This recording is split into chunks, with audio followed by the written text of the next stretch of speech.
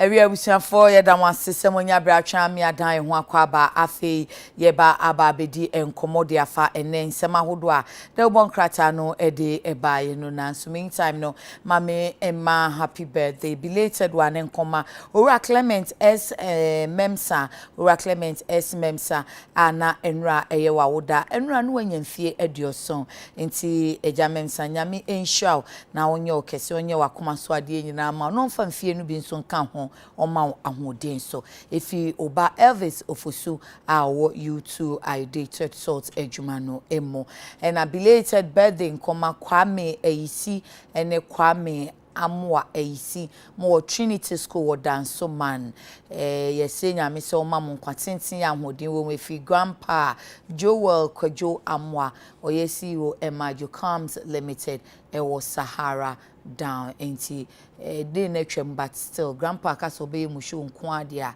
obeye enti onhwe na onye mushu kamakaba yo enen sama nkrata ne de baye said ye find out the baye no plight of mothers in COVID-19, pragmatic interventions needed to further their cause.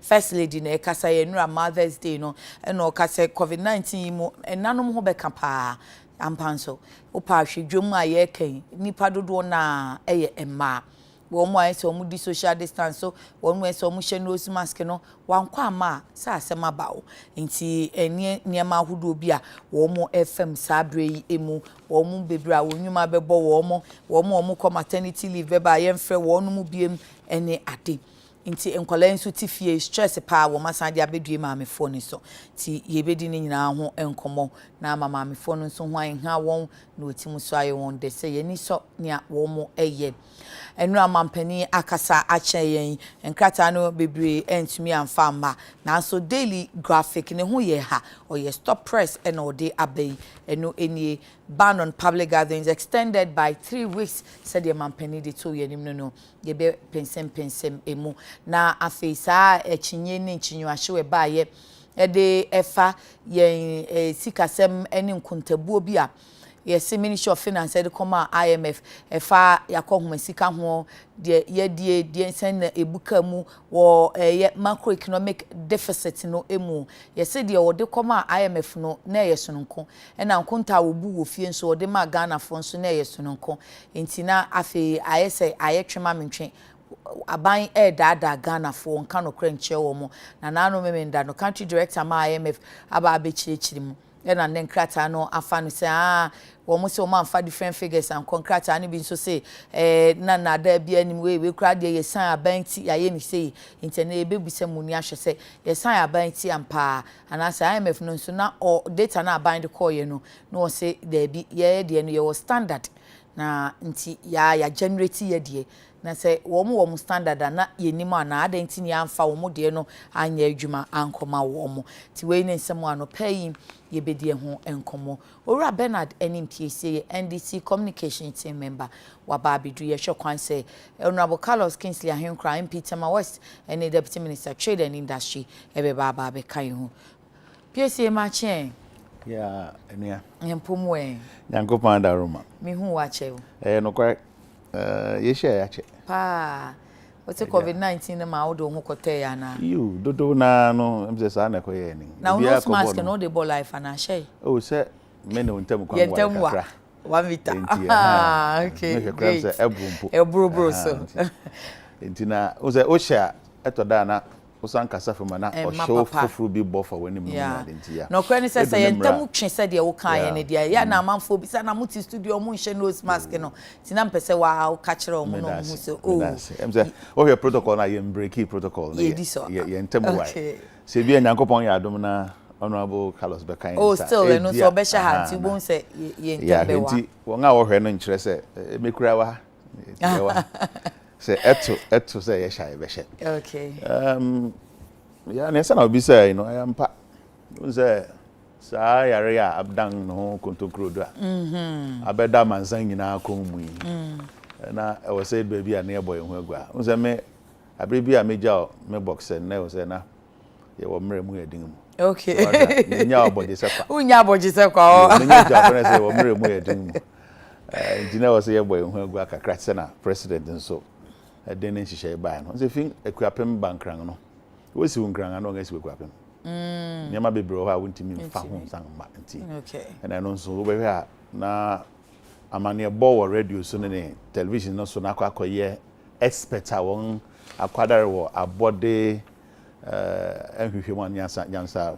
whatever we say no friend no na ejawma expert and professionals and also ngedi won na say fe the brass say kaka man for say no say ye jaw ni nyina ma aban kwa say de bia aban amane bo aban kasa bebo ha achia obi antene na say no okay say no twasa nim say na achia and injina was ye nso a ye wo the other side of the political divide say be a minority and now opposition parties no ye nso ye kaka ya ban wo ne ma bi ho so we do to ha eye ni nyina say the beboa na amane bona koyi na de ansakra na mekoso no memmo amanfo nkai say te say ne ye nyina anim no da bia ye keka koyi ehia say ye de protocols no be ye adwuma papa na e beboa ma yetimi aboyan nkasa ye hu ban say ye nsa hohoro ya de a ehia pa say o say ye hwe na etimi edisa nhihye no so bo modern sabre bia no obehohoro nsa ahohoro nsa ye enye nsu keke say obode samna eka ho na aboa ebio no tizania odi kan boss yi wo ben obi a say wo hwe say bia obekata wo hwene na ne kasa no antimi ankofa ohafo framfam bro what it ka mu ana afiri mu a titi won a ofro trotro no won so hwe say obekata wo hwene efi yen hwe say wonni bibi titiru bia ye wo kroma wankwa nkeye esan say bibi fufuru bia no obetimi de asesa nipa nkwa ye kan nyina yi na say ye hwe say edu bia sanka yesi wa no ntemanka bia ye nnu ha enso yabedu ha yabedu ha ide na be hia me ka pa say me no me ne won komo bi wa fe no echi ne yen hia bi o ye oh sir yeah about asimi ya I see and honorable Carlos yes o be ma me ticket ni akofa won a ye nua no ma wo Wuhan okay ebinin prempren de bebe edu na say obia na hoden e wo nua nkasa ne nsem say obehwe na wabo no ho ban nti ya eno echi no memfa akwanye so na memfa nchie mu edin ma mmea anasa wofo a organ nyina o hwe me DP a me de maame bia panyin fefe bi ato o frɛ no ya edubia okay o fi tutu ekwapem say me maame nen me na mefo akwanye so na madana se bebre masre nyankopɔn inhira edi amano na ho dodo na kakra be na otwi mu de animia kakra ba me say nyankopɔn adaroma bibia atoyie owa hoden pempren mechia Ghana mampanyin yire mampanyin de dawo adada fo no ye baasa President Mahama, President Kufuor, President Rawlings when you na ho kafo etiase so ye beda won ase say na mo kan na bibia no say behind every successful man there is a woman. Okay. Michia a rebi so a opel program pa our friend no Anifa. Okay. Oba no hwa na da bia ohwe. Oh, da bia ohwe. Ohwe brin. Into Queen. So e be chia ono so ye Nasara. Okay. Na mafa magina wo ma anamu so ade aseda kese ama. Emma no dem say obechia wo mo pa fi say enche ye be hwe first lady asem na nra odi to dwa no na ye di nkomo honorable Carlos so wabo ni din de ma menye ne nche busan for me bo mama ne say ene nipa mienu ene ye abedwafo no na ye ura Bernard ni mpiesi amote ne nkanche ye na afi tema West Emra Shebidwani ne deputy minister trade and industry onmunya for Carlos Kingsley ahenkra wa ba bedunti mira kwaba yeah nya mboko de wa o sha ese boko ye de nyame ase nose mask no wa she apacho wan na e mama se be ba mu she bi because apacho famous still sisi said the doctor for be crying no so nim say ayene nam from mo se den even though you nim say nam from no ese ye boy ho ban kwan bia so eno am ka say be ko TV program no say social distancing no key na mom say if you are 1 meter apart, that one you are safe. But said I'm from the 1 meter doesn't work like that. Yare ne namu from him. Ye kasa no ntesu no. Ene ye hwensie no droplet na be film no. E landed 1 meter. How long a hanging so? Scientists don't know. That is one part of it. Okay. Obi a wenya bi no kasa 1 meter no works. But say I am person am from am say e bi mo dwen no. En na pampani so pampani ho asem. Won am public place bi a share. Okay. Also a public place and amboa. Sa na wo kan but wo campaign na wo ye nso kan ho na nose mask a Carlos 2020 bon yi die. Ya ti wa ye be pe nose mask ye be pe nose mask ya prince ya mun pe nose mask ya yi UTV ya ni nyankopon why o say ya nya me behwe na mun fa ma me na obata west MPP police executive you know be a shebi omo behwe omo nhye say na nose mask Carlos 2020 bon we die omo behwe ala say nose mask no ye bibi nti o sa oh bra omo dia to so ama o jojo dia boso me on sa ma to su bi nya ho why but really yes sir who yeah that's true yeah see but yama wakwa ba wie die ene na ofie na eja wo ba kanenti yemfa ofie nhase na yeni Mother's Day ne first lady asema wo de atudwa se covid-19 be mu onu agitum se aban ye bi nanso ma tan titiro wo mo bere ne o mama ne plight wo be fam no edoso ofie bi ne san dia ne betimi aya abo ma mata yo ya sa na me di kan sha se kan no me yang nanom ane mmea titiro we hear Bible mukra na Bible try say mmea ye the weakest vessels won anode we betimi aka ne se na se wo kan nyina nanso ye ba ahoden mu a nyankopon anhyehyɛ ne pɛ kosi na ahia merema ahoden wo soro chen senia mmea de beye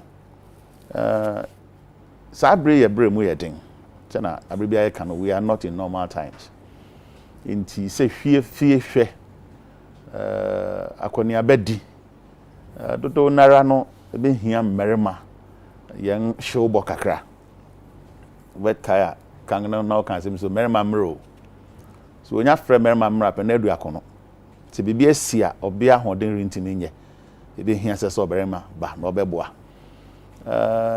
ye obebre ya betimi aye dodo na si ebe hwɛ se prempren de yeyi school nsema ma na ba fom kakra school sema ba fom na se fie asetena ayedin mo frɛ woni ba bia akɔ wo fie wo school a ebi kra boarding houses nti no ebi ananka wode be ma no de bia no enkosese na bia eti na me ka kɔ wie ye akwan homa bɔ kwan so ebi o hwɛ yare ewo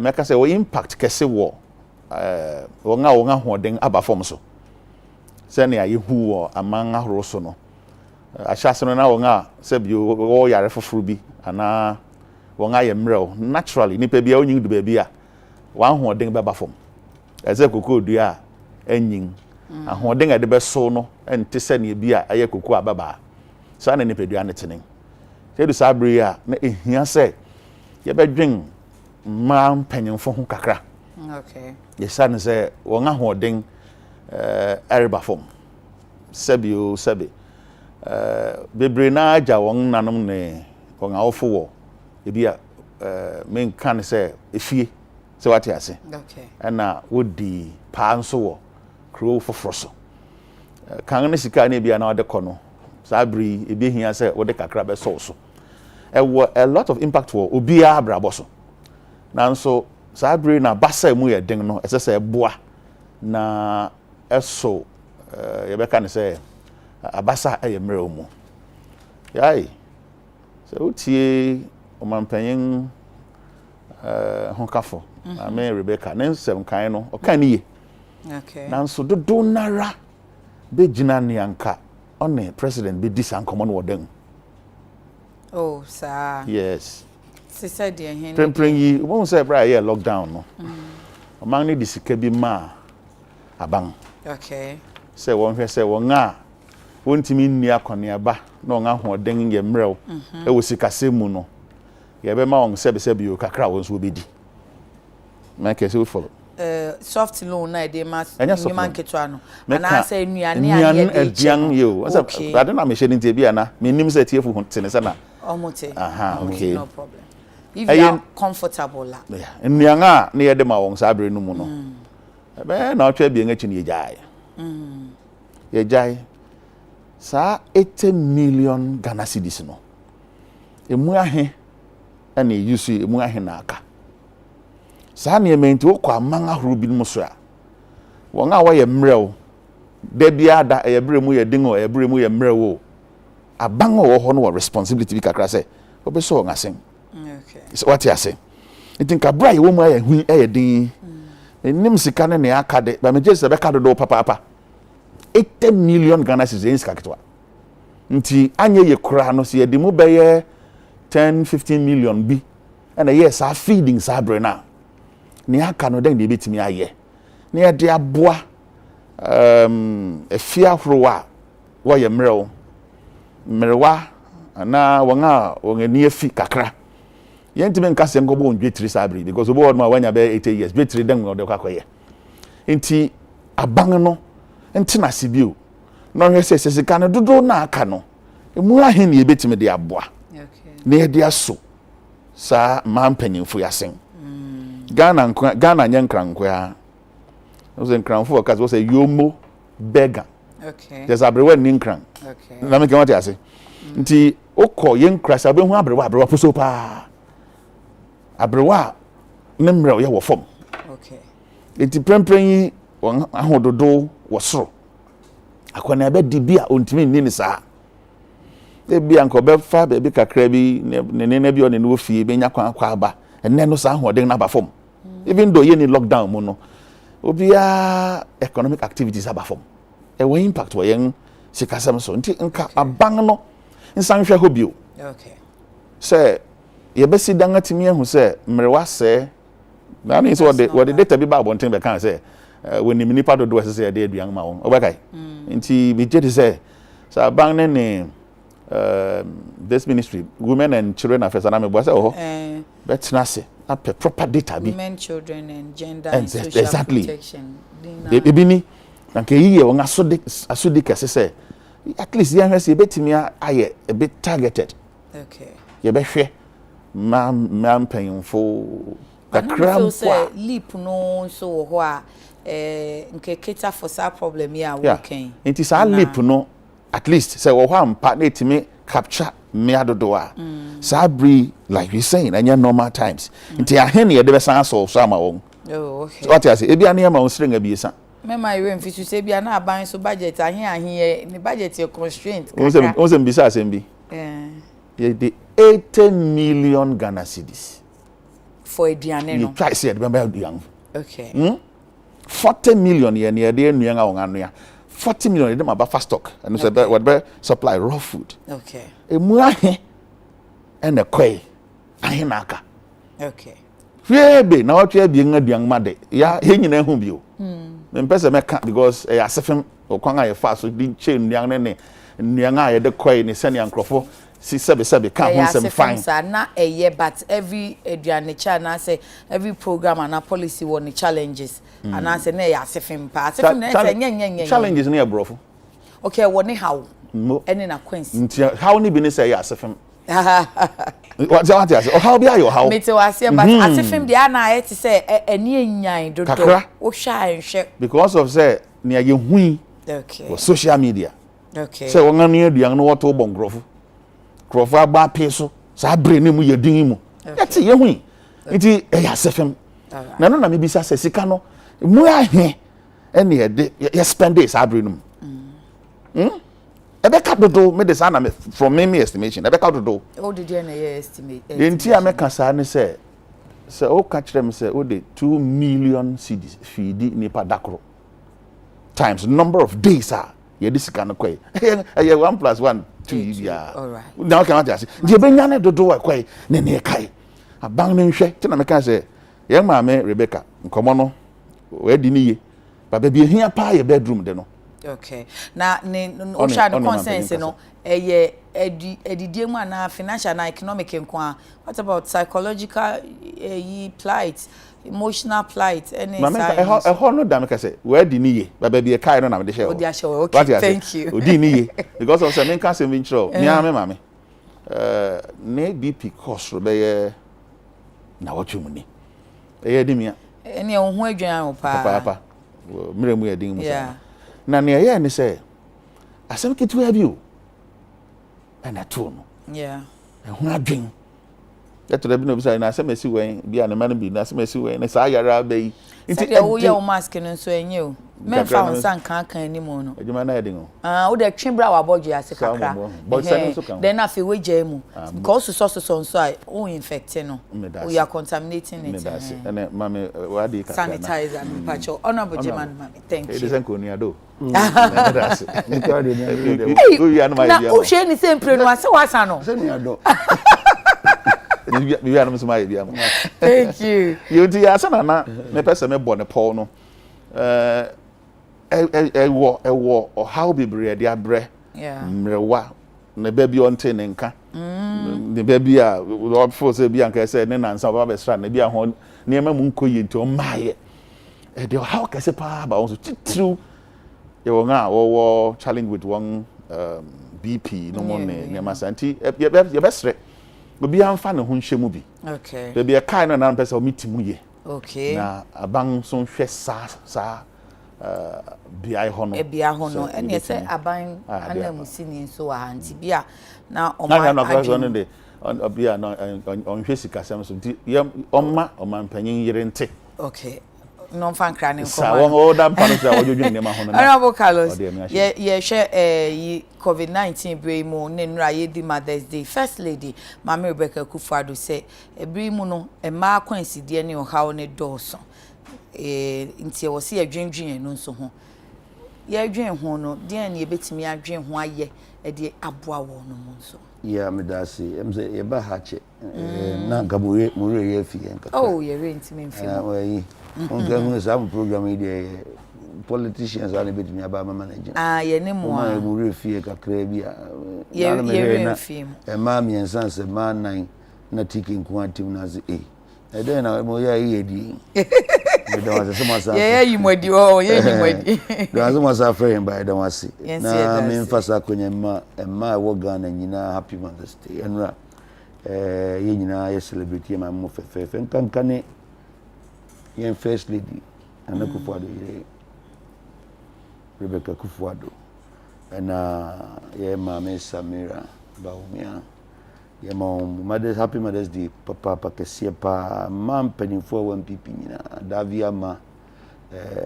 mama buzia ne wo mo kagina ye gina fasa konya iso emamo afishia papa okay me yire tema west man nyina enra ye celebrate on very nice COVID-19 and anye social gathering kamedie afiwa nkono awa nwamo oh messi se garema na ngmen bibi sa afiwa mfrem ye mesamehwe gawa afi social distancing ho ntie ubo we pron no kwa gise ne ode no awujade enso e ma messi ahwen kra nko a yetimi fa konya bi so etumi celebrate ma water west nyina energy na yebeda omwase se you decide me for decide say you pese you celebrate Emma Water West no omo so mo bi o makoma mu na omunya amre e de ehia Emma ne pese ye bi akoso jojo yare no ehu pa chese odwen ho se be last week was the last week as the end of last 2 weeks baby then I'm 2760 as I Adekye chimbi mko na 3071 na you know beginning of this week as the middle of this week last week yako na 4000 something and then yes I ga ko yin be 4700 na ese kabibi chiro se wonya nwe ho se yare no ehu a na ese wo start adwen ho Ntina maybe so obehwa me ba na ma protect me ho dada na protection is ye boy do handle bi amesum bi anso me ya na me de mo ade bi agumensa ho no because me kura na be kyenye me yasa be de be komi fi na enkola na nso akwa yim na afia nso akwa 17 aba simple recovery rate ni good na so mortality rate no enye da high say be chiwa shed dem pa se kudi prison wa wonwi ahwe and so shed them we down for ne TV ne bia wo phone I don't know say woni o mama nya bi ne bia kasa panya o me catch very disheartening so nko an wo shed them ho aduane kura se beta freje brewa o be kasa won kanipa ho ye de be siwa bontin ya bopum kokoko wo be bia bontin obi ani ho no afọ aduane asa ko inside no asa atu wonwi ade and so other prisoner na wa shed them one be 3 months we just imagine wo ba kura na woni reality of life no na ayira intimacy yentwe hu yi pa nsanwohoro ya kan no yenhohoro yensa hu ni agro baby abekwa nsuo no abehoro nsa hu no hand sanitizer wodi bi atwi hu kama mona ya na misum because we mu nsa hu fefe chemical yo hwe na yi be wi na awro mu nsa hu nyina so me ne mo mfa na social distance ya kan oto nsa ni fa na be nkuma ni se kanipa se ne ukan ya but hu yare ne the way esi the bobra city se nam framem se nam framem de menyi ni se nam framem ne mo mampani ade abase o public place bia make sure say o she sadi okay be bia me yipe me dem anase be kai mu anase me office papa se me wura be bia me wura bia no ese me sure sadi bi kata me na me fasa akonya so asre mu amohwe yen se monso mo mfanye masede se be bia obeko bia kata wona se yen bi kata ya no a I can tell you say infection rate will reduce drastically. Okay. Why? Because me will be cry me ka say empty me mabontin ne bia ba benyamo enti enye ne obi ede ma wo nko ante na ese hye ne won so de be ma obi ene hia se be bit be reducing drastically na afa konya we so ma da president as kakra papa because yari by the way we see handle no say enye ono ni nyansa ene ni nimdie e woni bi se hu ena pagya be bi so stage ya eye mmiri foforo bi ya nka me nye sure say ba na ke na mabie na mi wa ya de papa ndwimpa adwimpa ne ye friend saying strategy ya wodi akosa ya up to now ama amanone ku bata ye hwe health apomodin so omabo kroma akoma kunsia abaso Ghana ka ho bi se kwan afa so aye handle ye covid kwan afa so aye testing normal tested per million people any ade no Africa akra na ye number 1 asabeta fracha wo mampani bi sei ana ne so ade hu ye kakraka pa a watumi pagya o man ba bedum pempenso a amanonefo okra hu no se ye boy homodin emre a ye twam some of the social interventions no Africa one from developed countries no ebi mo kra start here almost wo ye omode and member president abaso ho ni regular addresser or the brain man stop it man nyaida on to aso akopem say ma you say the last person suffering coronavirus yari covid has recovered se nipa no to no wi ansa na president beja kasa waja kasa e kwan ya wafa so handle yen time e kokko share dem no anim your social a friend saying environment no ewa ha no it does not support ni happen wa blochiri because obi angongo share dem baka America am go share dem mo obi an 1200 2200 free money for your rent for your for your ha aha no the economy need to be support to sa in dipa bebre wo so mo yaduma hand to mouth sebe mo hai at least what ways have the fracture bosome so a enye kurantise pd me kwa bontin ho no mo social for na ti ho no ma me no te bontin tonsuo no ne oso akusua e wo station no sa no Adekye no enye 50 cities ankoto kusua 2 crates ana 1 crate and nense ni treso a onidi oton kusua ni wi a watene capital na to nchen ana akoto ni kusua obedua na ochira aka eno de beto aduane adi na aka so nkɔhye dem na nsa ana se na na wɔtwe a ɛdan na papa o especially sa de bedi eno man pani se ekwan bia so mepe aduane ana se mepe gender ministry se wo mo nu aduane emfema vulnerable ones na o mo live from hand to mouth no ampani ampa se me ha mani nka we fed more than I don't know. I think say we need to check the statistics. About 2 million families a day there. I think we're doing it. But more than when I can say who kita statistics in it, they break. There be me nkra ha. But I imagine able because in my constituency alone, my constituency if I am not mistaken, I think we were feeding about 4,000 to 5,000 families every day. And gender ministry for the enemy. Gender ministry for the enemy. Okay. Not more. 4,000 to 5,000 families every day. Tema West constituency in Kwan. Now they just imagine Accra, there were 34 constituencies. What they on average, fancy be Accra, a friend say 4,000 for times. Now Accra, Greater Accra, Yensha on a daily basis. Now for a certain amount of money, park be cost. It should give you an indication. And to be true, no case of man penny the 80 million aba. Nense sanka. Tisa ne ye kodwo ekoze siyasi to boko to jeni we are ne aka no fa beto table no so. Tani mpese na wi na no. O men share da nyina no meni. Who can so want me am no say ye can 80 million. 80 million no. Say who say mo e dey na mo fidi ni pasen. Cause no one estimate o ka say roughly 2 million people a day. 2 million na enfant times say nipa dodo say na fidi yo mo. Aduane na park bia na ye say ye mere kra be hu say balance bi wo ma. Ba mo mpese no be sa na ye be pon so calculation na ma mo.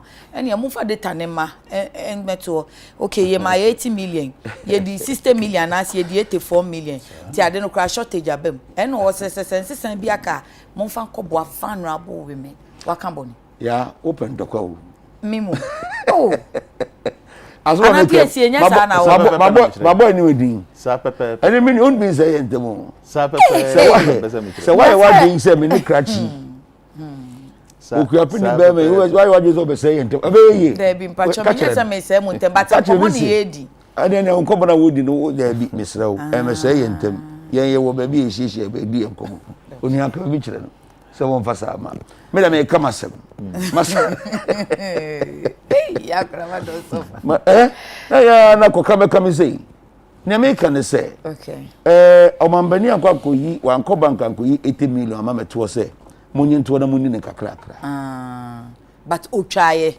nti say da bank kura ye nim say 80 million there o ga otwaye o ba kire say like or delegate ya na or designate sa seka no o estimate ya na say o ye nde me maintain ya o kada si o watwa to na wusi wuntichi be mani monyan fa o de ahem kura wusi wuntichi ti make abrofo otwa to ho enti chese wasese say aduane no amu no sei ni ebedie o kaso wasese kura watra wusi otwa to na pese woka we don na pese yusu otwa sika bi to ho say mo fa say sika we mfa nye friend say aduane yes okay what I just imagine ukunu me sure say no pa sorry a minimum the way you chop money, you eat to a table so. And now the minimum baby. But you me kuna for me this suja me petrol bon family phantom ho. Where the any from bonnet cheme. Na so ba wo kunu. Na. So menya. Na wo ku ama chop money. Menya sure say ukunu nim nema akoba keta beto. But at least onu adi na dwen bru say okay me 200 Ghana cedis, me 100 Ghana 50 Ghana ukoma keta beso. Odi atuo. On expect say okwa others will be discussing nyina anaskare kra beso but odi ato o mampani atwa say skana to it could either happen say the skana kra anso anase skana bi ka but one kwa go iskana free bank ameto so monyin gogodi anase monyin fangongo na aduane finance minister and he attached can say yen share up to this amount of money yen face between the aboa say we wie na say koka 1 million 2 million e just allow me to akache na wo onu crazy kan say betafra wanka say wakwa 80 na bo mungodi ni kakra na ebe ka bo san family me cost mu ye wi a na obetua boka mu ye wi a na community aboka and if I can even say boldly I would praise caterers omo ye aduane sa period no Okay. Because it wasn't say enyomo na omodo omo gym a ombo modern ye aduane all the period and son later bit your car and decide go be one day cranka esembeba president kasa Sunday Monday na started Hassan e yankofonya iskakra ye aduane no I praise the gender minister so well so onye the smartness and the way operationalize the president's speech e make sure say incrophobia be in aduane dia e bi cranka be 1 week later because finance minister bon ra say mon first come me no dey scanner they have to also go through a certain process. But caterers si bo modern the omo musika e aduane ko pemta ma etionka. E dia nim sika bia ni wa ya twa to aka balance as e di mo bi. Na meka masaba ba basis one. Okay. Emma I would say at this moment are the most vulnerable in our society. Mentally who say if at any other time I see them like that, I don't think so. But at this stage, yama skwala nyina ba betena fie from school. Yama your friend is saying market ejomuko akwakoye say a big problem, a challenge for people because say wouldn't be kura akwa benya yare no bema you call a friend is saying lockdown be dona na defa omuliva omudi pay baby ejojo omo I mean yes sure say mema bebre ogana ha no mangasa fa kenten ekodum say omugwa akoto enuane abema family no but oba obeko jom oba be hwenkwala oba make sure say efie okay efie boko inti so mampanire ekan ya no kan dey see asem say emma are very very important in our society I say make sure say any alcohol especially in this COVID period. Okay. Now I would plead say MMDCs and as assemblies ni nyina ensure say omo ye bibia ebe meet a mass safety especially when they go to this market because me call tema the way me so my na omo chiche market nim ekokoko school parks that were around market no to market na main market no me be ni so Tespo market tema West Municipal say holiday first me Thursday omo lock here Friday no push you nyina kogu market ne so etete omo ntem ni so see to be continue sadi we nyina say ya oba no ofrifia ko market akọ edijano or you're protected and that is what we should expect to happen in our society anya sa so oba no ko bontino kokofa ba if you ofu nyina enya and I don't think that is what we want to do enti meda omampani irase say wetumi abo ma baso na we expose sa situation ya mama ye a bit vulnerable especially in this COVID period na yema ye nkoma ho to protect them going forward. Yo, still you be can COVID in one sem you be share mampeni enra and the Daily Graphic e dia ban on public gathering no you be can one sem I share say quick comment bi wa ha Patricia in Facebook live ye stream yo ho na me kan ma mo see wasting money for nothing. Why they wasting money, sir? No part. William Brooks says, please, what is the government doing about private school teachers? We have not heard anything up to date. We are suffering. Please get time for us because we are also Ghanaians. Kelly West says, the government must heed to the call of GAMLS to launch the NHLP. This will go the long way to help fight pandemics such as COVID-19. Bamfiani Solomon says, God bless Honorable Ahinkra for the good way. Staya, please tell the NDC man to stop the propaganda. Charles Nyamia Samanke says, so if one person has infected 500 persons, how many persons have have the 500 infected? This is what we should be thinking and asking ourselves as a serious nation rather than getting deceived by the president. By a presidential address on COVID-19 full of political innuendos. Good morning to the next MP for Lower West Achim, Honorable Michael Eduse. And then Samuel Do says, please let's go for total lockdown to help fight this pandemic. And Timo comments ne kakra enono. Pacho ene ye meyiri bi birthday me ofire ye meyiri. Inti meyiri di na oda mekuma. Inti sister Yafuri wa mensa. Sister Yafuri wa mensa wo nungwa.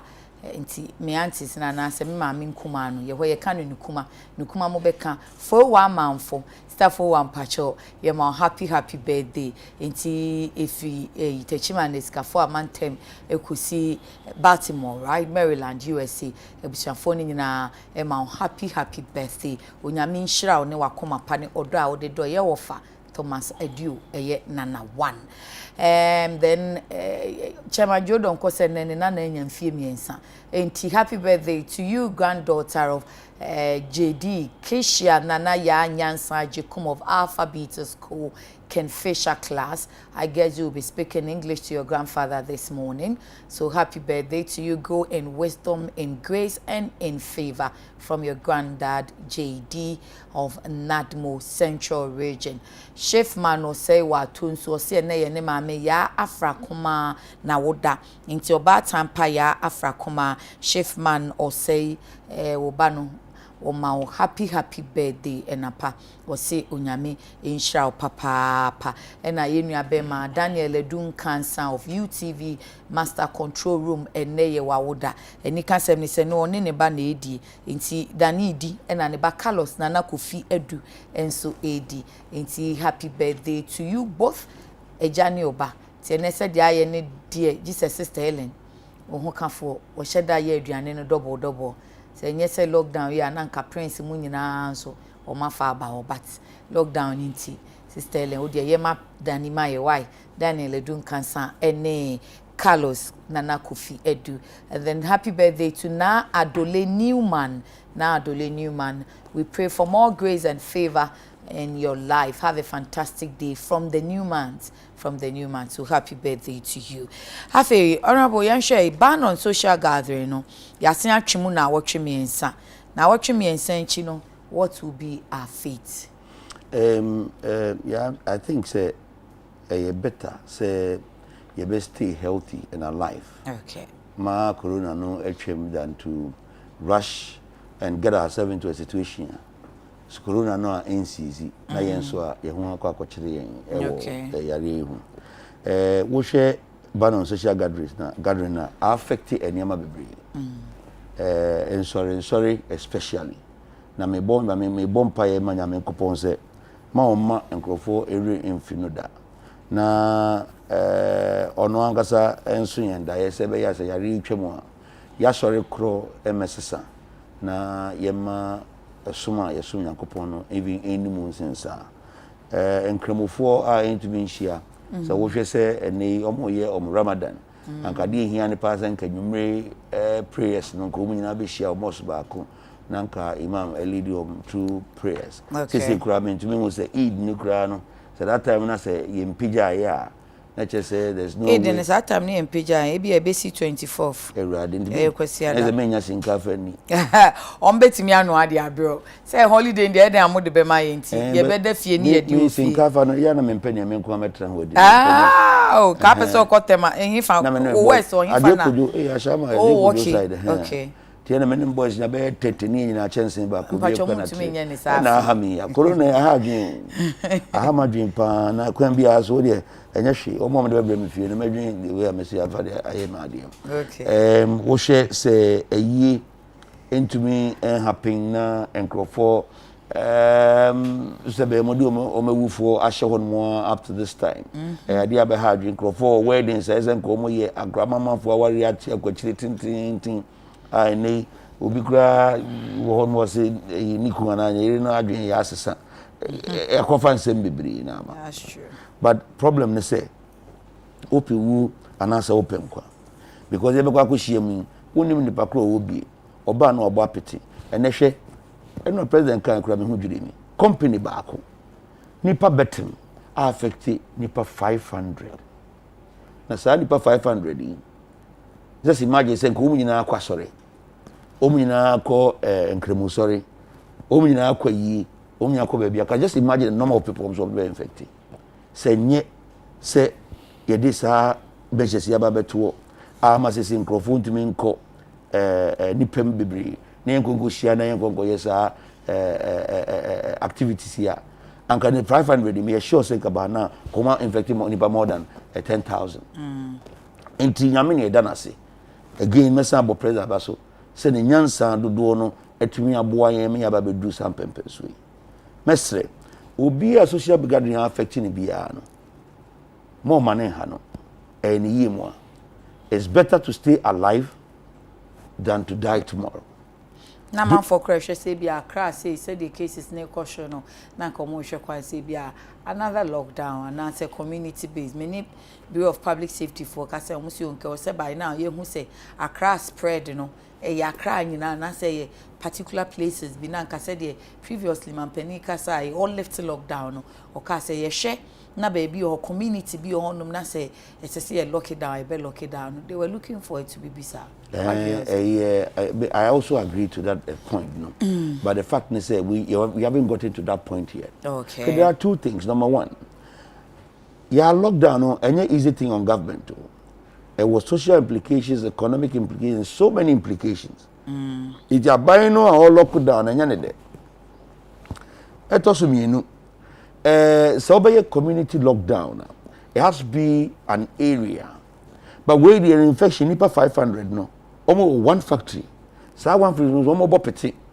Ebi tinungwa, ebi to Ashama, ebi to Committee 8, ebi to Committee 1, ebi krapoti, ebi amamu obi anasa La Paz. So then the entire crime lockdown into the young community. Of course, into any community thing. Say buy and say, Yababa here is a Committee 1 ha, anasa Committee 8 ha. And I say Ashama ha nipa omunya nyina e wo this area na omo work a population no per a friend saying number of people living there no na a percentage ne higher yes a hanmu kakrai obi nkum obi mabontin na ya locking it down but you know sa stage no and you be can say your president as an extended social gathering obi a me respect it okay asofo no my own adwin say womo de nyaminti bibia nka ho no womo tumi defy no mkoko hye asori no asori mabi asori we the police wo de America do ho no osofo ne dwane kane ne acheche asori ma no mesre muma ye nya sade no na anhwe yi a wo sofo na nkasa no won survive no we hu covid na chi am what me aso nyankopon se no pesu aso no me pa mo cho asofo nko a me kaba one more my adwin so be ye yi kwan bia so on be move into top gear na as a president aka 25 and okay and 25 nyina ha wo 25 nyina nya sa no pa kire wan kasa mo nkonko transfer so mo kwa ko sie mo dead mo nko more than 25 mo ko sie mo dead o kasa mo wi am mo transfer 25 na mo no ensa there be ugo sie ni wi a wo de fa date ade be ye no kwachiri actually because wa anya ne sa so a ye mo chiri sin nyina be ye ma okay and you have to find a way to reduce that numbers and the president din nyansa ka say o do person sie na kona ko sie no o mo nya more than 20 mo ko sie ni obi amese ro nsa no nko fie eto so biu ye won mo a o mo adwin say demonstration ye ko say se police sure say police authority and as the police administration be abema permit say kokoye demonstration because yes what the for social lockdown you know emrano enti me pa won che wo demonstration be afato say covid ni twema no akoye no amfa ayare na akwa sa obi demonstration ase okay etwa to kra aye ni hu sa hinsie ahensem ene ahen gwa hwan no na no de ya me hu infa me se feme papa say yebema ahensem ni ahensie abikuyen Ghana ha wo me ko mampani a no di anim no nkasa de na no sem atudwa se mesremo wo de wo bibia kra fatu achiransa na e kakra wa baye na mabom hu chenku se yakwa kosi hini for me I think it was a blow in the face of the president. It was a very serious friend saying defilement of a president instructions, and I think it shouldn't happen again. Yo, see me in CBM. So I'm quite be fine. 12,000 no much ya no more call. Where they find 48,000. 12,000 each. Omo 4. 12,000 ne kakra. Now 48,000. Get the 120,000. Say Bianca community service. To hina dwane ntuma gu no kra next time because prisons on a why madada. Am for so your party see pa. Omo party. Am for your party especially more politicians you know. Anyway. Anyway party. Oh no, one day what's opposition? Me na me akoye. Oh, say yeah na okay asem. When na one party. Me na me akoye. And rather now ye o constituency. And no me kokoche no smas ima am say money na president say Mami Frances Esiam Ghana cylinder. Osi open nose mask ni bi na fata unti we are contacting. Mati. PSA. President akasa ye extend the ban no, but he said the honorable Carlos kan ye tu ye ho for na he say president de obeya ne say ode nhyehyeye no be ma yen. Ni niso no eye yen. Yate ase sade aye ye ana say said the ode tu dwai eye yi entia.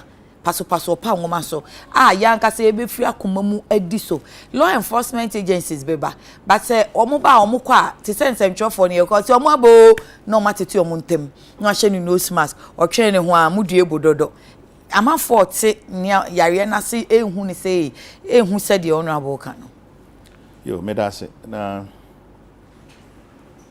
senya amampanyin kantu gwa no na obeka enra no kire se on lefty sa ban na ojina mra no so and to omang no komu no wasan extend bio mpachwane extension ne say social gathering se nipa be dodo be bo apeso aya adibi enti se wobro aduonu anum 25 yeah afi omang borders ahro aya tutum no ano so nya de a wori bebue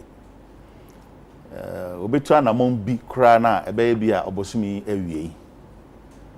awie eje sasem na tum medical can say baby ayadu no eye ne a ese so bibiara ankrankre bia in your quiet moment ususu say nipa nkwa den bio na desese be yeye great baby ayare na kwa kodu no ya ayehu pa ni hunu ne say obi wo bia sebe to ba ku ya besen ko HIV ho a and obi anim say niema be ahoro abi ngana bi esa bi na efa so eka nipa horo be yide obi akoso ade bi ni refi no wonso akoso ebi a se ne ade bia wo kire mu no nipa nsa ko nanim be ye mpan be ya Hassan yechi dakro na bia eno nso akofa half of de aba what's abofra na se so okọ nso wakọ akọ awie oha na ba den eze ye bio meti nsem bia na ye nuanom bi no mo kire se o amanfo kasa na mo mampanyin lifty lockdown na no menti ase wo ho no menye ntum papa sanse ya ma omra sese wa be ye eja e se wo ba akofa blade a obetimi atwa no na wonim se ade na abofra no cry no e de ha obebre no na ubeje fini se mo besunti wo se mi nya me nwia sete papa se sa na eze eja ututu anamon na basa wa waka se ya manfo bi kasa na ono mampani no ne kasa mu no ono wabeka a wo ye eja ono what is all chechire mu se manfo kasa anti no yi lockdown na na so ono o si based on science and data in the science and data no se fanise bia why a lockdown na confirmed cases are less than nipa dodo nganje bi sabre no mu no no wonu apem ba ko ana meboa e be hanum ni bibi around 500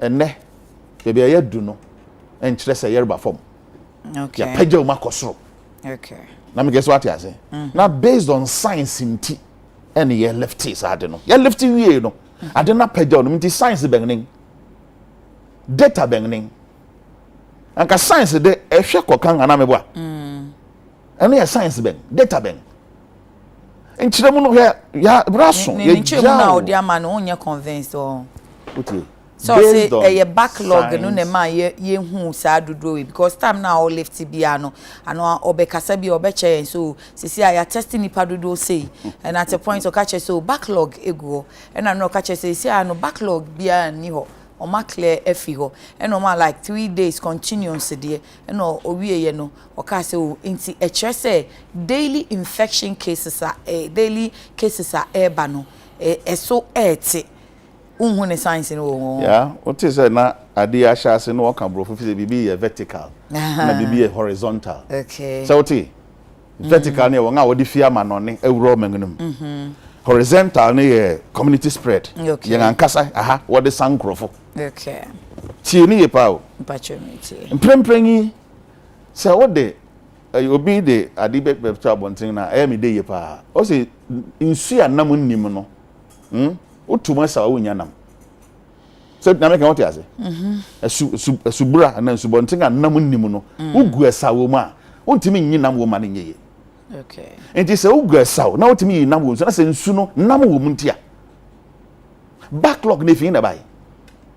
Backlog ne kire se nipa dodo no erinya ade no wo Ghana ha. From 1, 2, 3, 4 and there ye were 4,700. Yeah, o comment to.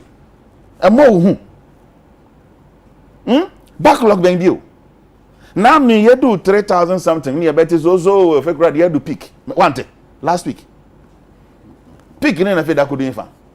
E brass say abang no bet na si ye bio. Man pen say na nansan say be kwedi be nansan opedi ase. Me hu wo.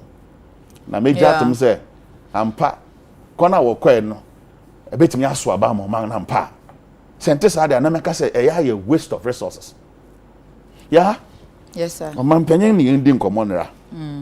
Na ne nsem o kan no e ya ye se ne a o man penyen ni Ghana fo ba be di nkomo a o hwehwe nsem a e ye de na obeka kire. O man penyen obuabua nsem a osusu se e be ye ngasom de na aba be ka kire enya na montu a esese o man ni tu ene yetu. Denje na meka sa o man penyen bai no o ka sembi nra na ne o kan ne say oh ye proactive sente sa anka number ne be kosoro. Okay. Amanga huru bi kura boy ngaba so o pe bibia besua fie ho hwe anka America say na kamera na se nipa dodo 4,000 plus 4,700 according to president. Na nka ne nansa be pem ne e bi asuatew enko soro bi oye eno na nka ye pe bibia asua fie ho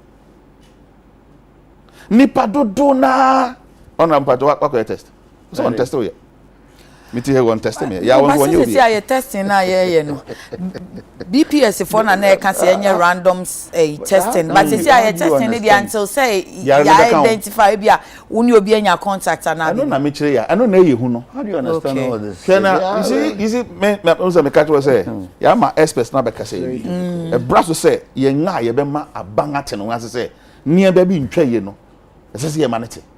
Okay. Who say nipa ba kope o according to honorable no or pampanyin kan no or they are sang nipa ahanum 500. Okay. Say nipa no won say dem dey abedagba nti ebetimi akoye contact tracing. Okay. Ana yes ana tenen no won de no woye from dem asymptomatic symptomatic eno enedi. Yes sir. Bibia ma ni tim pa ne ye ne hwene mu nhya ase mfinsu ye nti obi anim ehye no ho yare no ne spread no na yehu anya ne kum pe yen bebe ayewi ne spread no na yehu. Okay. Nipa be ba saba nan bet manya fi obi nchen just at a stroke ehye no ho onyare ye nti ni esese oman no ye ne se anamon ben ni yetu beyond their ankrankra be ye no abandon nore ye beyond their obi ankasa de ne destiny ahye ne nsam pe na president achicha ma ye no then na oman no yare ye is it about testing the no say then no mind and then na ban ye anka yete hayi Madagascar kire kwan Madagascar so ya tena ya nya aduru bi tie ni metio whether nim to whatever there was Center for Scientific Research into Plant Medicine e wo Ghana ha man po akwapem. Yes sir. And now that just aden nyankopon ya adoma ebia ebibrim ayare sabet ma solve aso anu amai na me susu ni o ebia tete nyina sabe opepu ye okwan ye fa so esa so woni opepu kata ye okwan ni nyina ye virus ni bi. Okay. Ye okwan ye fa so sa opepu oh ni nyina ye virus ni bi Opepu ya ponchin enu ye apapon yen ye kanu yen ye kanu opapon no ye opepu and opapon okay. Okay. then na anamon ni etu ho nkasabri mampo kwapem ye was scientists go. Now you are sure say omon yes sir because doctor now or Prince Papa no the sample me refi doctor needing ye ne na di nkomo wa ha those times are not expecting eba no emoka said they have been charged say omon so Crawford in room eba omonye mu enhwehwe mu nti they are also working tie e ho ye research center ani enye approval Crawford de druba research center no be here resources on their own. Yeah, I mean so. Many expert on Sanya Mano. Okay. But I mean him say in Nura what they boa sa COVID-19 nyina. Eh Nura e hye nipa ne den. Na ono ankasa na immune system na disun kunim. Nti no was a recovery. So that say cure. Recovery. Nti onya bia na be boa na be hye ne den. Ye wo Nura huru bebre me pese me obebidin. Okot mampong sese ya. Obi anya a 3D pa te se den a. Wo de mana eti meboa okwan bi so ni na virus ana meboa enti eti di enye virus eti di what can it then parasite that's right enti ba meka no twi ma ni nyina ye moa wa kriye bia say ye mo say moa wa no obi ani de otimi ye bacteria nko na virus nko enti ya mejatum na so ni nyina eboa okwan bi so enti anka na monga yetu ni prempren ye fi ha ye du ha ye fi ha yakodu ha ye fi ha yakuna aban ye bibi na sebe wo ba na beto aban na ne wo ye de bi wo tsena ho kakra nke ya say wo de ya man josem sa ye fi ha yakodu na ite sa amane boni ensemo de beto monim enya enu ana oye na ya mu unhu wo sa ne nkasa ye bibia e kire kwan okay bibia e kire kwan bibia yakodu pempen apart from say ye bebo ye ho ban no den biem oh, Kaime. Do I have to go over that? You see, apart from say a boy and hobang, no, then be as money. And then I said there was a time one of the updates or Professor William Bidin, any other scientist, or more ye juma ewo lab. Mo hope say something can come out. Lab, what you're testing now, lab, or they are doing research actually. I agree. And that professor, one Professor William B. was university now. Say yarea, it me binyase.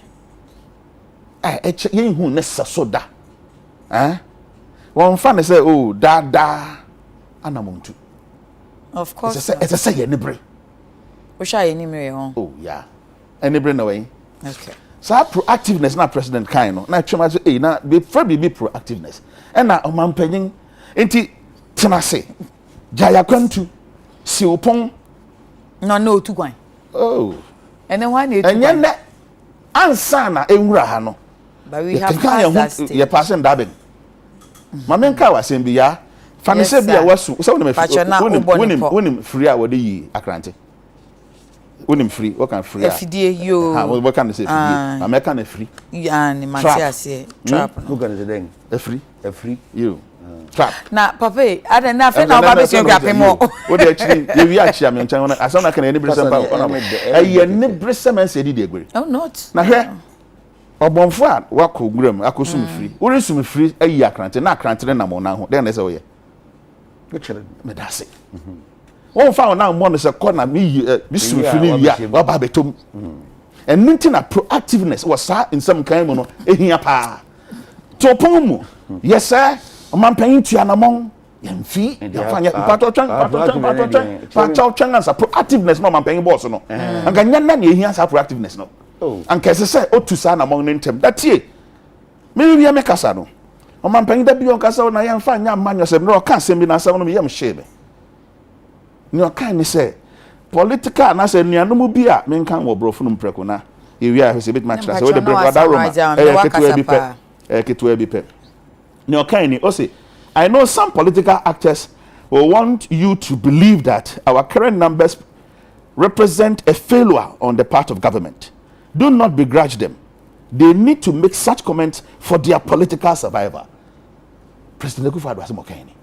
But as I say, me say Bible quotation, and I'm a wa. So I say me, and yet in Sangu and I'm paibo. A man no sem kasa. A man no sem kasa. No to food the beer say exactly. Yeah, man no sem yen. Kasa we ni kasa say. ebi mo pese omo de esa ma omo mfanye sa ana wan kan sa ne okasi so ne say oh mo ma won kwan ebi no mo pese wo kire say abanga na mo nti otui no number ne kosoro that's ni padodo na nya bi nti e kire say oman no ya faili. Do not begrudge them. How ma won kwan no won ka because they are doing that for their political survival. So won an kasa ansem na won ama nyosem ko na wo ye no enia nyina so. Man panyin kasa pa be yem panga bi sani. Otwe politics bem. Aha na ye ba na be kire se man panyin. Leadership is cause. All other things are effect. Yama omra, yama osika, yama utumi. Yama oniema hro hwe Taiwan wanga ntrance sase ye hwe na enkosura akopem se ne abeba fomo enye nyame amasa amanga hro tua na mo eso ade na no hwe yayi me de me hu anti me de kasa enne passionately enne say ye pese ye tua na mo nga yemma pretense no badoti yemma pretense no na boni for mami yenga na mo ntum thank you titru omanpanyin ene abanyin mufo. Thank you. Mami ko Facebook na unuan mo so mo hwe yen so nya kwan ka bi. Sandra Wusu said these two shall pass. Just wear your mask to prevent spread and people are complaining. Prince Sechi says please why don't they use this handle microscope to check the palm of the individual so that they can know that some of these viruses is in the palm and again make and can also use in their cars mates and drivers can also use in their cars to check passenger palm before they take the car. This will be very safe for us. This is Prince Sechi from Takradi, okay? Don Pino in Malam says, excellent analysis by Honorable Carlos Ahimkwa. I'll plead with Ghanaians to continue exercising the best of hygienic protocols. Samuel Doe says that this COVID-19 is serious. So ratio and proportion says that if 1 is to 530 people, then 530 is to 280,900 people. This is not a joke. Mr. President, please, I stand for total lockdown. Dennis Amankwabwedu says, yeah, good morning. One person infecting 500 people in a factory. Wow. Were they observing the WHO protocols? Okay, he asked and left it there. Rather wished his mom, Millicent Ejapon, a belated Mother's Day. Okay.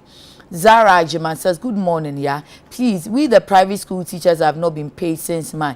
We are suffering. Musha private schools, you na say me the omaka.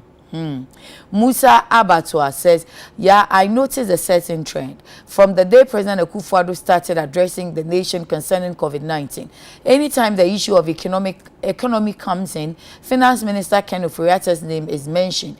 Meanwhile, he is not the chairman of economic management team. However, according to the Constitution of Ghana, that role is the responsibility of the Vice President. So, why is Dr. Bawumia only assigned to attack the credibility of President Mahama, leaving his core duty? Take that away from Dr. Bawumia, he's gradually becoming irrelevant. Emmanuel Quenin says, God bless you, Honorable Carlos Ahimkwa, for the great work you are doing for Mother Ghana. William Brooks says, please help me with Honorable Carlos number A. So we know Evelyn Annan says, please tell Ghana Water Company that we, the inhabitants of Nsroma Market near Water, I hope some can for the past 3 weeks have not seen water run through our taps. Ghana Water, Nsroma water for say omuti water so muni so pacho mumo so. Asante Becky says, sister, yeah, good morning, please. I want to ask that, are we doing politics or partisan? Please explain, because we don't get it. We want a better way to rule our country and not to be talking about parties.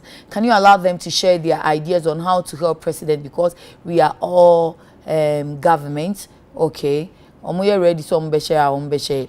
You see the topics are more paper na de ba nenu so. Yanka pure partisan na the politics. Be more topics. The next one I be share the wrap up 9:30 na boy. Last week or you say information be about data be about say macroeconomic figures here Ghana buying ede ekoma IMF no yesononko chen de ode eto Ghana fo anim ewo fie no enti na che say aban anhyeda ne Ghana fo ani no kre oye Ghana fo bukata. However, and they find that the Aba Finance Ministry said government did not share different macroeconomic data with IMF. Finance Ministry na say and the Ghanaian publisher so the Ababetuja government didn't misreport figures and also IMF for and say Ovie me kai so na bo adongo ni raise this issue no tina minority for no ho concern now IMF for na kasa say abind the figures by but almost standard so they generated their own ya me dase na sa asemi asema me gidi say America krewe ga ni mi ye ba be hwehwe mu ye pa ya ma manfo ehu nkomodi a efa aban kwan ofa so de oman sikasem na ntotwe eko asem ni nyina Paul Bonne say budget statement finance minister at the call parliament no or the niema bi esie budget statement nim enu echi no na anu ya okakoje bosie fi IMF was on the figures for and a comma IMF adwenga echi ni say IMF fo se na wokan won kasa timi generate won answer one figures because we were rep Ghana nti se what dey ba now the niema bi sia anhwe ni ya na won sanko ka sika asese wode ma won aban ni nchire mo de ba abonten no onu yankasa pe report the find them no wajatum chire say or the different figures and come IMF sa etifia asem ne de wugina so ya obeka so ne wokan ni enne nansa memene de twa mi ewo mo central regiment mo ba ko Joy FM okay country director no e ba bonten be kire say ampa figures what the bre won enye no na what the call parliament itie no won itie nyina ate na mo ne what the bre won ne de osusu say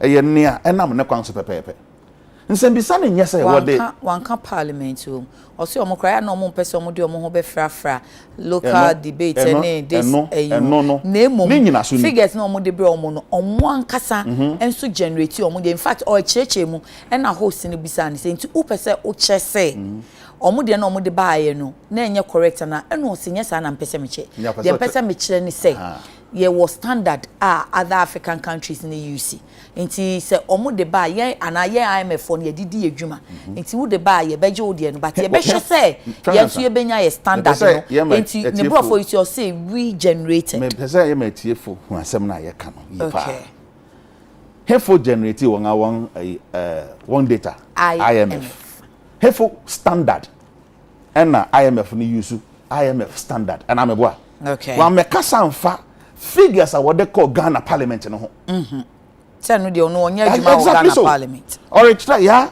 me the mobile phone bi ama Nokia but mobile phone na me de ma honorable Carlos me catch so Samsung so what did describe say o catch so me fa Nokia mre am pam de Nokia na brel Parliament of Ghana figures are aban at the call ho no ho ne question say o kwa no one massage figures figures now the what the near maybe we yi near maybe fee mu wo call IMF no de what the ni nyina hyem na de koma won question ni yankasa wo de asem enkontompa wom ekoma IMF ni a de koma IMF no ampa no quite true it is the true reflection of the young state of this economy and na de call IMF per one standard intend why ni ye na mo ba Ghana Parliament ni a de kwa no ye de koto IMF de no ho a nsune dem asemisa na ani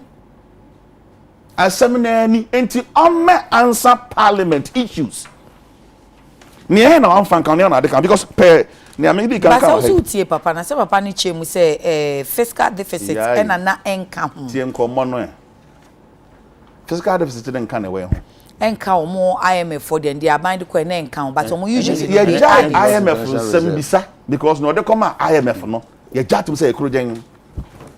Oh really? Na sit down na the bar parliament no enso dem that is the question. Thank you. Yeah, Miss IMF asem. Okay, 5 Yeah, minutes. what can no quite IMF. Na mom Ghana Parliament u twa nkontompo. Me da se ma honorable Carlos Emra the next 5 minutes. Because I'm admit. Okay, 1 minute na you. Okay, 1 minute na nye 6 minutes. Nia meka nia oka wa han. Ono agasa egem tom say sika wo de koye banking sector reform. Ampa wan fa nka ho. Nia wo de ko energy sector whatever. Wan fa nka ho. Nti no asem na ye kan no pe nia meka wa ha no. Wa admit. Say enya no de koma IMF no ono de ba parliament. It's as simple as that. Na mom ho no ne ba ba hwem na bisa say adenti na otime ko gina parliament anim. Twan kontompo etesa. Na ye nkontompo. Wa ma reason dey ntia bia wan fa nka ho. Afen na so be kire. All right, thank you. Because the state of the nation. NDC for. Ofi mpacha me da wa. NDC for say thank you. Omo de bibia ye politics. Na abani. Ofi mpacha. Omo pe kwan bia so say omo betu fin ediegu MPP for. Nso omo ya enye yi. Mo ya na kwa kopem. Mira, esa wotini na bia se. Edi kan. Say Afibia start here and I say beginning of every year. No. First thing, Ministry of Finance, ebe say obeba no aba the budget statement. In the budget statement, obeba something we call provisional figures. Provisional figures. Now provisional figures they provide here. Certainly the provisional figures will be different from the final figures at the end of the year. I don't know Monty Arsenal.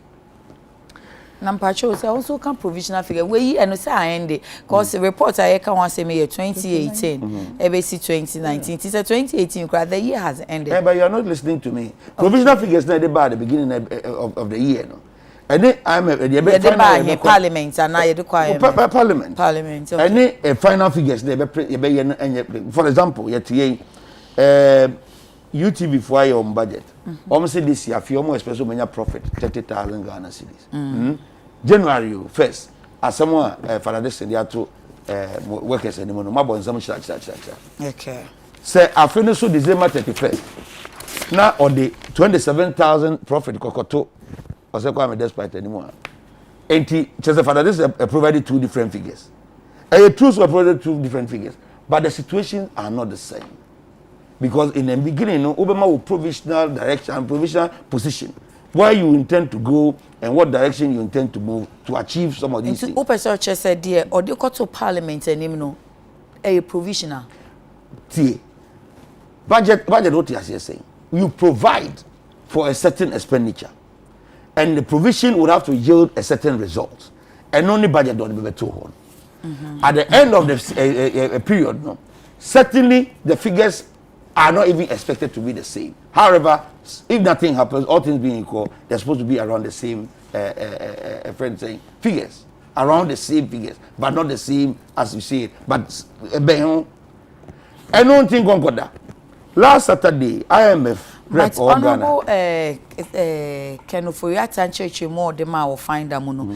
On one casacra one can provisional be a said okay. He never made mention of say the medical parliament near provisional. In fact, so if you can also maybe not disparities be fine, but and just say almost the wrong figures. But one council said not a provisional. But if your friend is saying, oh no, you're not here. Says Honorable Carlos Ahengramena may make the possibilities of how you can see different figures happening in any situation. Metiasia but say onu ohwe sika ne so na provisional nko no be kan tina bisa say nti the call parliament no we say provisional na because who ka say a be a provisional if you budget if you be kumi if you be ofio okay was if you be by you can say yeah I am giving you my position on what could possibly be the cause of some of these things. Okay. And this if one they just rush into picking figures without actually necessarily cross checking. What they checking where a finder who checking publisher now. And also make a different story be actual. Publisher they actually quoting common course or lawyer Samson and Albert Mama and Temuno. And he mentioned categorically say there's no way a figures are finance ministry or no different. The only portion almost say was South fiscal deficit no and it goes to international reserve, which was Bienua na agreement no there was a little bit of disagreement but there was no change one can disagree na enim so adenti na minister of finance and fanship I didn't have fiscal deficit no I know there yeah meant to be na me answer for minister for finance na me catch say honorable Kenofurata na tia honorable Carlos Ahinkra na tia and me meka what I know and what I think is the case say we first have a piece of finance a UTV example ya be dem we are it stands to reason say so we have to pick two figures that's what you go with and that's what they think come he has to check the figures properly and ensure that why are the figures different. Okay. Could it be a possible case of somebody providing or using the provisional figures given at one point, and another one giving a friend is saying the final figures at another point? The ATM makers or no refer to Parliament. Okay. And in referring to Parliament figures about only a budget statement. Budget statements are not finalities. I don't think they do baby. I be here mid-year review. That's what here's can be account here be account whatever account. Say be because the growth now equals 7% no. Say be just our growth now. We need to get this input to support for us to get that 7%. Who are Parliament figures? If I'm quoting you for yeah. Oh, time no crash. I wish I said 36. This is what I 33. I want us to understand something. And Let them understand through their own logic over the man. Say if you are talking about Parliament, what we receive there is budget, provisional figures are buying person of the year juba. And him tieni ye pa. And he said if at the final end, tail end, Minister of Finance on accounts. Now say ebi say on the budget state say omenya group of 4.3. Now final omenya 3.4. And just say two different figures. Okay. I am only quoting you and using your own analogy to discuss this matter. I haven't read any Minister of Finance report. The IMF report to be TV but I am judging you from your own misunderstanding. Wow. No because interestingly, Onipodi can raise this same way. Honorable Isaac Adongo. Or parliamentarian. In fact, so fear the onye parliamentarian. Maybe Honorable Adongo no parliamentarian. Onim say budget no be na provisional said ya woka. Adongo bet to me na say when or the friend is a finance senior minister. Adongo there or no ade obekama na sama ye de bia no said the bear say in an unlikely event say NDC we need a poster wakwa finance ministry and the obeka na so bia now no here I be obebe here or TV say or here a friend say ba omi ade bi true can why let us live with reality. I'm emphasizing say if near UPSA can is what is actually the NDC's position, then I'm telling you say in Parliament the figures that come there, budgetary figures, no, are provisional figures. And they cannot be taken as the final figures and what the finance ministry present an end. And the some argument any basis, no. May I say, Honorable on this same issue. Okay, quick one. Uncle here, page 24 of the paragraph 100 of the budget statement of 2019. Oh, Tobwase. TMBWAO. Now for page 18.71. 2020 budget. IMF document, page 3. Ube sa disparities I can want seven. IMF general budget. Oh, IMF final account report. IMF report. Then because of budget. No, Parliament budget. Budget what you say? Hold on. Look at 2019 and provisional. 2018. Provision. 2019. Actuals. Because when cancer come in, so what we budget? Exactly. So now this are the figures we actually work with. And a provisional. But over 2020, over actuals. Yeah. Near me, me cancer come perceive, but me say. So what I say? Near my one nanga.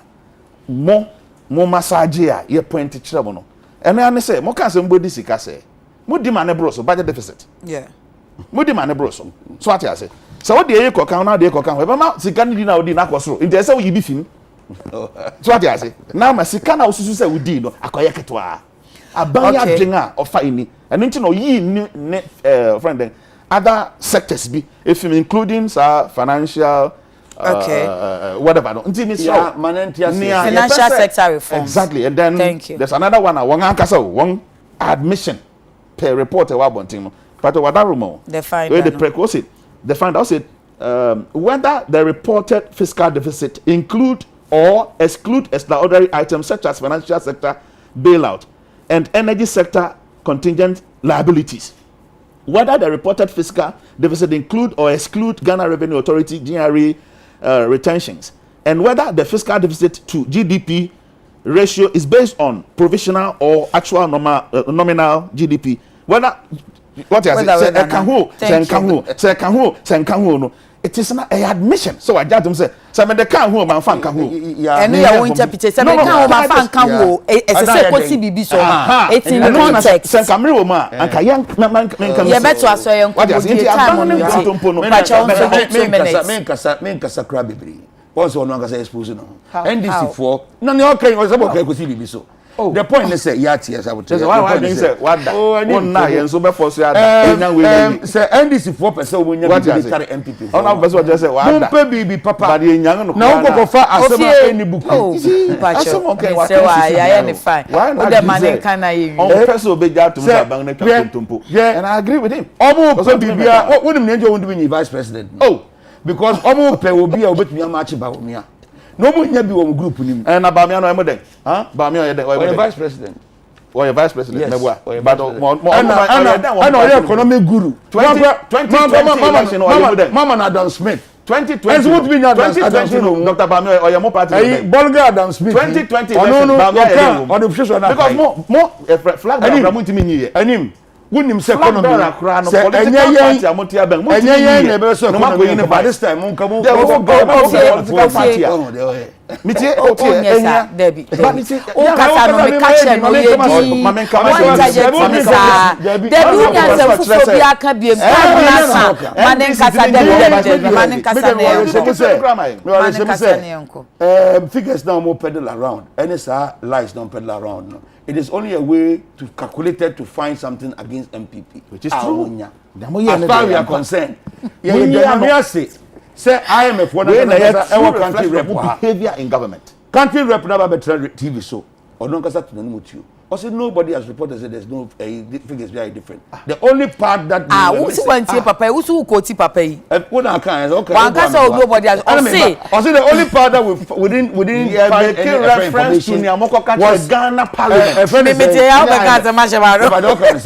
Me say, Papa say, Avet tuna mama ni say, omo die, omo standard de wo ho.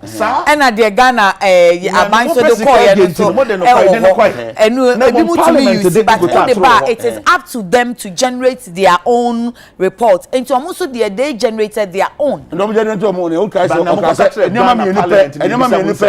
was missing. Just two things. Which is the fiscal deficit. How can you say just? Now just doesn't it have implications? But this two things.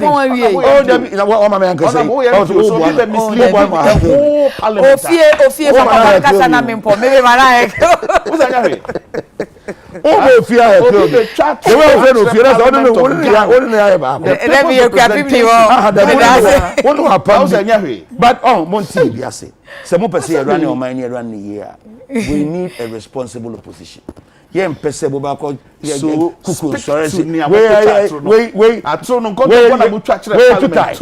Finance minister. Go on is a finance minister or president. Yeah, can't be a code with that man and not so my baby.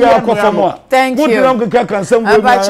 Honorable Carlos Tinsley Ahinkra or your MP Tema West and your Deputy Minister Trade and the Lieutenant General or share and Chomata Diano on also Ayora Bernard and PSA or your NDC communication team member Yedamwasiano pay. I had your Dimobisi meantime no Ora Otre Thomas Western Regional Western North regional manager forestry commission yes na ye wawoda nti udofo bi say oma uchi nkwa oma awoda pa na mekuma me ofayire oba ofori wa amanfo nungwa ene ye wonso awoda nti happy birthday pacho me din de yakra